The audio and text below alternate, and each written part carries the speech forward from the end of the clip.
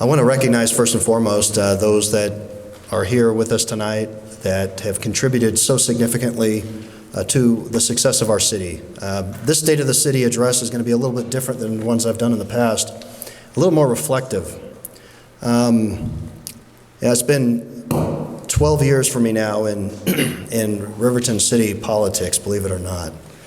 And the last decade, I think all of us that have lived here in Riverton, we've recognized just significant progress, a lot of change that we've undergone here in this last decade. And, you know, I'm just seeing so many faces out here tonight that are ones that have contributed so much to this, to where we are today. And so first and foremost, our city council, those members of our city council that are here tonight, Councilmember McKay, Councilmember Haymond, Councilmember Baroker, Councilmembers Perucci and McDougall, unable to be here this evening. But if you all could just maybe raise your hand or take a bow, and let's recognize those with us here tonight.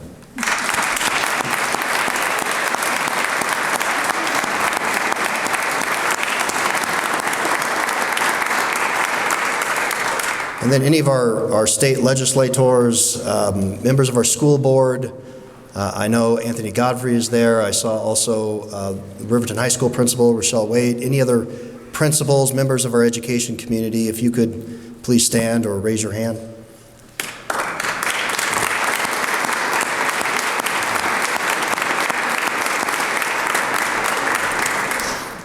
And I really appreciate, of course, all of those that serve the city in a volunteer capacity. And we have many from our planning commission here tonight, from our youth council, from, our resident volunteer committees. I see so many here tonight. So if you serve on a committee here with the city, would you please stand?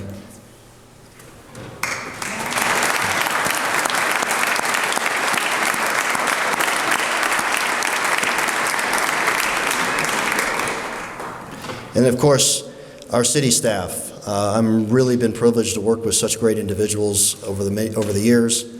We've got our folks from UFA that serve us so well, our police, our great police department that's here. You know, these emergency responders do a fantastic job day in, day out. And then the members of our city administration and staff. To all of those, thank you. Thank you.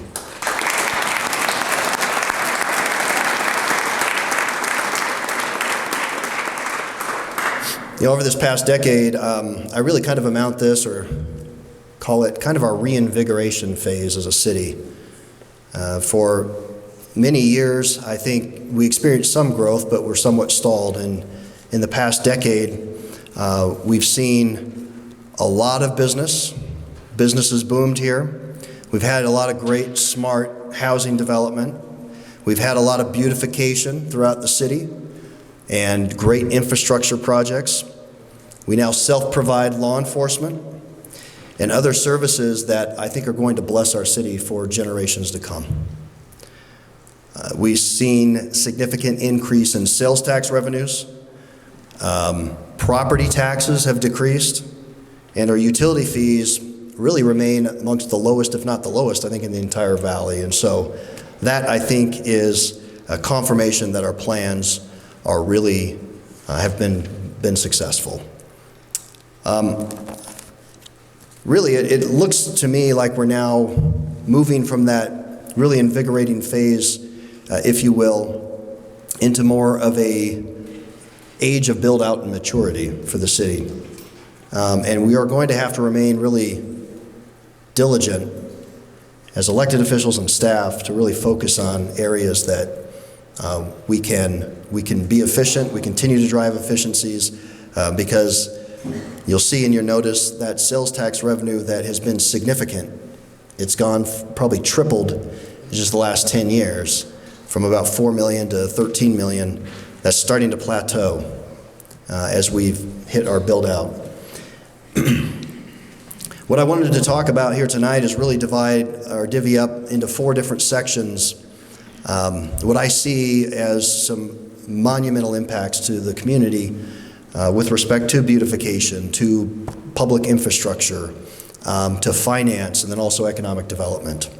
Where we've been, and I think where we're going. In the past decade, I want you to think back with me. We've really renovated the city. We've made several modifications to City Hall. We've adopted a new flag and a new brand. We've added "Welcome to Riverton" signs all throughout the city, much to the dismay of some of our surrounding neighbors like Harriman. And we've also dedicated a Veterans Memorial at our grave to really recognize and honor our local heroes. We built this building, this replica of the old Dome Meeting Hall, which was built originally in the 1920s and really symbolized that coming together of community members. And that's why we've incorporated that, as you see, into our logo. You know, our city park, where we're at tonight, has undergone monumental change. You know, when we first built this, we felt like we might need to accommodate upwards of 10,000 people that could attend our well-known town days. And if people have come to the most recent town days, you got to crawl over people. It's now 30,000 people that we are estimating attend each one of our town days events. And so these Riverton traditions and providing a place for families to come together has really, the word has gotten out, and the Valley comes to Riverton. We reopened the Sandra and Lloyd Community Center after much renovation, and want to thank those from Salt Lake County that have helped us with a $1.2 million grant that made that renovation possible. We also opened up the new City Hall Plaza right behind City Hall, and the outdoor amphitheater that you'll see is there. That's a two-tiered, we allow for two-tiered seating, and then also the auditorium indoors. You know, this was made possible by partnership also with the county. Going forward, we're going to continue to beautify our city. You'll see improvements to our gateway of the city on 126 South, and much beautification that's going on there. Many other streets as they get finalized, and we continue to build out. Our Public Works Department, I think, has made some significant, just really incredible accomplishments over the last decade. And this is probably where a lot of residents notice may have been the most significant impacts. By citizen request, really, we changed our water source back in 2014. This was a thing I recall all too well, knocking doors, running for office in 2013. People didn't like chewing our water. And many businesses told us about the impacts that hard water had on their appliances and instruments. And so we worked hard, and we ended up changing our water source to the Jordan Valley Water Conservancy District. Now, these many years later, despite annual increases, we have not passed that on to residents. We've been able to maintain the same rate and fees that we had clear back in 2014, 2015. And this has come only as a result of real innovation with our city. And Riverton's Green Well, which is going to be kicked off here in the next couple of weeks, is really an example of that kind of innovation. We received a $3 million grant from federal funds that flowed through the county that are putting this reverse osmosis plant in place, and it's anticipated that it will save our residents millions of dollars in the future. We also completed the installation of our secondary, or almost our secondary water meters. Now, this was a mandate that came down from the state legislature that initially had no funding attached to it. And so we went out and procured $10 million in loans and thought that we were going to have to pay this money back and that we were going to need to therefore raise secondary water rates. But because we were ready and we were prepared for this, we were able to take advantage and work with the state legislature and end up getting more than almost $9 million in grant funding from the state to help us with this, which they only provided for those that were early adopters of the secondary metering program. That enabled us to return this $10 million back and not raise rates on our secondary. This year, you've seen a lot of changes to our parks and amenities. We've installed 3 new pavilions, planted 120 new trees. We constructed batting cages at C.R. Hamilton Park. We added a new ADA playground at Canyon View Park. And the Jordan River Gazebo restoration project is now complete. These past 10 years, we've seen thousands of trees planted, dozens of new parks, the construction of pickleball courts, and other park enhancements for Riverton residents to enjoy. We have 33 city parks and over 540 acres of public green space, 14 trails, a fishing pond, 3 splash pads, and we have much to be proud of here in Riverton. Going forward, here starting this year, you'll see the addition of additional park space. We have at least 2 new parks that are planned on the west side of our city, and also a pedestrian bridge that will cross 134 South at the Welby-Jacob Canal, which is about 4150 West. You'll also see, I'm sure you can't miss it if you're on the west side of our city, a lot of change with the Bangor Highway and those interchanges. We appreciate your patience. We think in the next 10 months this will be complete. And then we'll have all 4 Bangor interchanges. I think we have the most Bangor interchanges that run through our city than any other city. At Redwood, at 2700, at 134th, at 126th. Those will be complete, and it's going to provide a significant improvement to our traffic, also east-west traffic. And we want to thank our state legislature, all that have been working with us, because working together with the Southwest communities, we were able to prioritize those much sooner and get them done than they would have been. Sidewalk and trail improvements have been a priority, and in this past year we saw the completion of Rose Creek, Jordan River, and Midas Creek trails. And after years of advocating for more transit options, we're finally getting something here in Riverton, which is great. As you know, UTA had discontinued any bus routes, flex routes throughout our city, Harriman, and Bluffdale a few years ago. And lo and behold, after much lobbying and efforts on behalf of our city, we have them installing 2 new bus routes on 126th and also on Redwood Road. So that is supposed to be in effect here in April.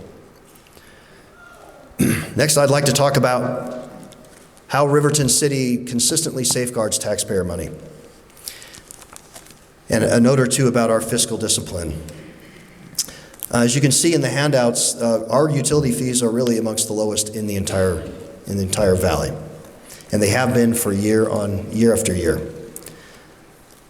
Riverton City also continues to be among the lowest rate of full-time employees per city population. Now, I know some of our staff probably don't like that statistic. I'm proud of it. I think they should be proud of it too, because it demonstrates or illustrates the ability to do more with less. And again, I want to commend our staff. Riverton proves local government does not need a complex, bloated bureaucracy. In 2024, we paid off more debt. We're sitting at about $700, $715 per person in bonded debt capacity. That's the lowest in over 25 years. And continue to have our AAA rating. And as you can see, the creation of the Riverton Law Enforcement Service Area and the move to our own police department continues to be a savings for taxpayers. In the first year, we were able to cut that property tax rate from what it was at the county. And since 2018, now it's first year of our new Riverton Law Enforcement Service Area, we've saved over $21 million in aggregate for our taxpayers, with $5 million of that savings coming just this year. So compared to what we would have been paying at the county tax district versus our own, $21 million in savings. But I want to say more than just a financial savings. The enhanced security and the protection afforded to our citizens because of the increased number of police officers and those that reside here in Riverton That to me, that improvement is, I think, the best metric. That type of dedicated professionalism is simply invaluable. And similarly, we exited the countywide tax district for fire, and we've saved almost $2 million there in property taxes just in the last couple of years, including nearly $1 million just last year. Now, we don't self-provide fire. We continue to have a fantastic relationship with Unified Fire Authority, and I want to go ahead and thank them again for all that they do for our community. Thank you.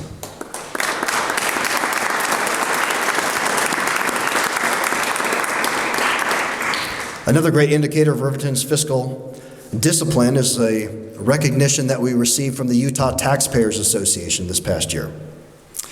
They recognized Riverton City for having one of the lowest overall municipal tax burdens in the state per capita, and the lowest in the southern part of Salt Lake County. We're proud of our fiscally conservative principles and the courage demonstrated by staff and elected officials to live them every day. Going forward, we're going to save millions of dollars by the re-engagement of that green well, looking at self-providing our own sanitation hauling, adopting priority-based budgeting practices, and committing to our long-range plans. With a consistent adherence to our vision and mission statements and strategic plans, we're focusing on continual improvement and innovation. We will be able, with that effort, to maintain the lowest taxes and fee burden for our residents and the highest level of service simultaneously. Lastly, Riverton City is able to keep our fees and taxes low because of a robust business environment and great economic development. And I'm really honored that the Chamber has agreed to do this event with us here the last several years. I joke that we had to do it with the Chamber and offer business awards and give awards away, or nobody would come here and listen to me talk. But seriously, we're grateful for the partnership that we have with the Chamber. We jumped at the chance to join them. When they went from really the Sandy Chamber of Commerce to a regional chamber, and Sandy, Draper, Riverton joined in that first year, and then now we've seen the entirety of the south part of the valley join. And it's, I think, the biggest chamber in terms of population set that it serves in the entire state. You know, and the city has worked hard to provide and foster a business-friendly environment. In 2018, we became the first city in the state to eliminate the business license fee. And this past year, we eliminated 85 additional fees, whether it be business fees or other fees throughout the city, and consolidated our fee schedule. We like to think that Riverton is the ideal place for businesses to thrive, and we think that our record proves it. Since 2013, Riverton businesses have built over 3 million square feet of new commercial development. It's a staggering figure in the last 10 years. This includes, of course, Mountain View Village, Costco, hundreds of other businesses, and even additions to Intermountain Health, Riverton Hospital, which they've just celebrated their 15th year here in Riverton, and they are a tremendously valued partner here in our community. Thank you. Just last year alone, we registered 86 new businesses, 134 home-based businesses, and our sales tax revenue continues to boom. As you can see, we've grown over the last 10 years from around $4 or $5 million in sales tax revenue to almost $13 million. And that's, almost a threefold increase in that time. And we're going to continue to see economic development. You'll notice that across from City Hall, we have a new development with 40,000 square feet of retail and restaurant that's going in. We have other businesses that are being added along 126 South and the corridors along Redwood Road, Bangerter, and Mountain View Corridor. We anticipate much more commercial, entertainment, and other retail opportunities between the Bangerter Highway and Mountain View Corridor in what we've called the Western Commercial District. So in conclusion, 2024, I think, was a great year. as we rounded out this last decade, and I think, again, moving from this reinvigorating phase in our community to more of an age of maturity that we'll be going through. Looking forward, we need to furnish the Riverton Police Department with more officers to keep and ensure the maintenance of our communities being safe. They have my full confidence, Chief Taylor and our police department, and I'm proud of the task force that they have, of the joint SWAT operations they have with our neighboring cities of Harriman and South Jordan, and also their new special enforcement team that was created to focus on ensuring we root out any major crime. I know that they will continue to work well with our state and federal partners. You know, as our city approaches build-out here in the next decade, you know, we're only 12 square miles and we're nearing that build-out. It will be incumbent upon us to ensure that utility operations and other municipal service expenses are kept to a minimum. Smart growth will enable a responsive and representative city government that always serves the people. As your mayor, I've witnessed firsthand the dedication of our city staff in ensuring smooth operations of our city. Their commitment, again, to our city is second to none, and I want to thank them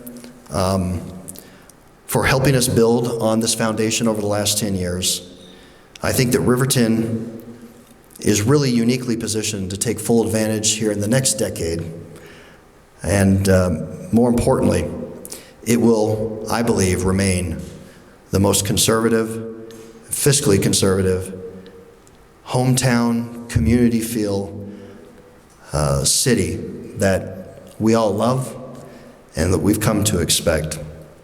I'm so grateful and blessed to have had these many years to serve you all and be in this capacity. And I again thank all that elected officials that have been so dedicated in serving our city. And I truly do think that great things are in front of us here in this next decade. And I just invoke the blessings of God on our city, that He may continue to bless every one of us and all of you here tonight. So thank you.